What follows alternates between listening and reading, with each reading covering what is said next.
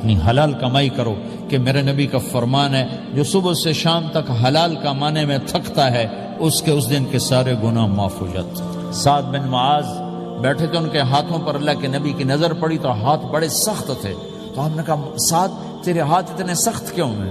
کہا جی میں اپنے باغ میں خود کام کرتا ہوں، سخت ہو گئے۔ تو آپ نے سعد کا ہاتھ پکڑا اور ایسے چوما اور کہا اپنے بچوں کو حلال کھلانے جو ہاتھ ایسا ہو جائے گا اس پہ جہنم کی آگ حرام ہو جائے گی۔ حلال کمائی کرو کہ میرے نبی کا فرمان ہے جو صبح سے شام تک حلال کمانے میں تھکتا ہے اس دن کے سارے گناہ معاف ہو جاتے ہیں۔ سعد بن معاذ بیٹھے تھے، ان کے ہاتھوں پر اللہ کے نبی کی نظر پڑی تو ہاتھ بڑے سخت تھے، تو آپ نے کہا سعد تیرے ہاتھ اتنے سخت کیوں ہیں؟ کہا جی میں اپنے باغ میں خود کام کرتا ہوں، سخت ہو گئے۔